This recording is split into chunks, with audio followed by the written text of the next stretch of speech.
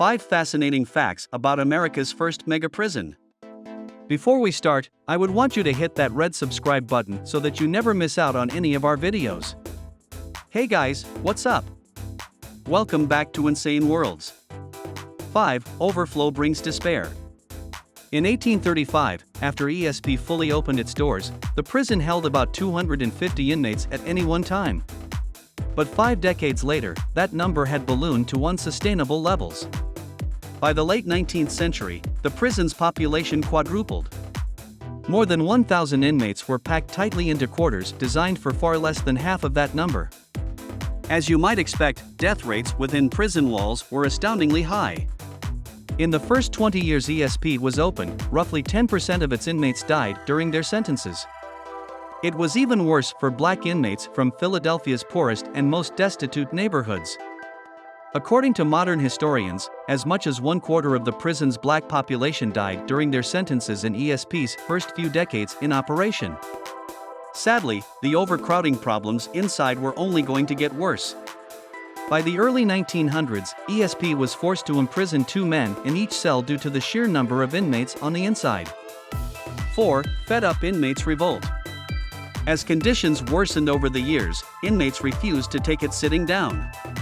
It was difficult to organize and plan revolts, especially while the men were still, mostly, held in solitary confinement. But as overcrowding became too bad to ignore, prisoners began to fight back. There were at least 3 major prisoner revolts in ESP's history and countless more minor skirmishes and standoffs. The payback started way back in the 1840s. Even with solitary confinement fully in place back then, a group of 11 black inmates managed to secret away tiny messages sent through the prison's plumbing pipes. In one amazingly cunning instance, those messages coordinated a mass escape. A group of men busted out of the prison together, with at least 3 former slaves running away to freedom before guards could react. ESP's more violent revolts took place later in the 20th century. In 1933, a large group of inmates revolted against guards who they claimed were torturing them inside the prison walls. 3. Even dogs faced the music. As bad as ESP was, those living within its confines tried to find little moments of happiness. In 1924, the most infamous of those joyous flashes came to be. On August 31st of that year, a mugshot was taken, and an intake form was registered for a new inmate. He was given the number C2559. His crime was murder, and his sentence was for life. But this wasn't your average stone-cold killer. This was a black lapdog named Pap.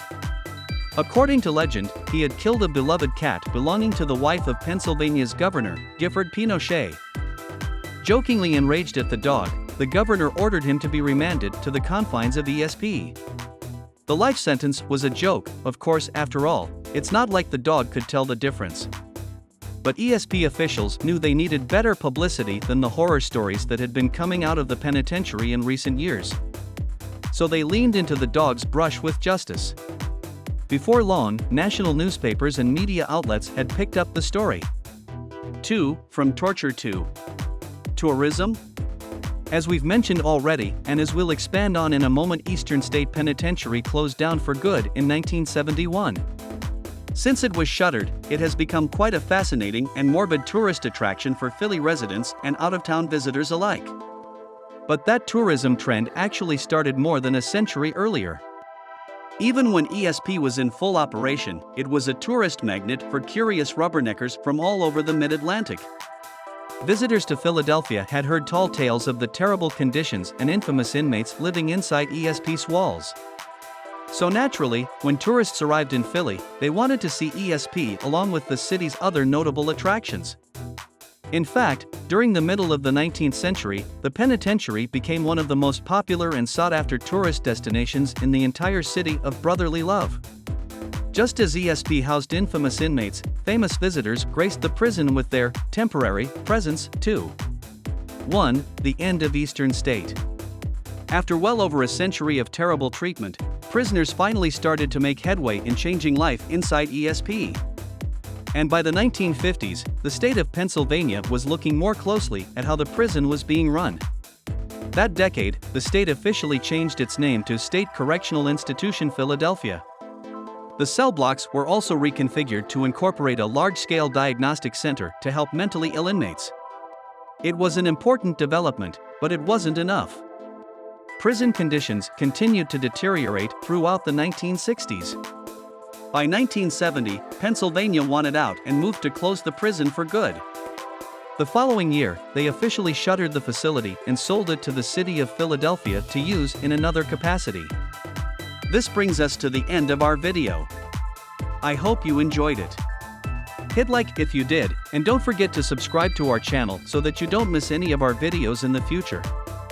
Also, watch the 2 videos that are on your screen, because I'm sure you'll love them.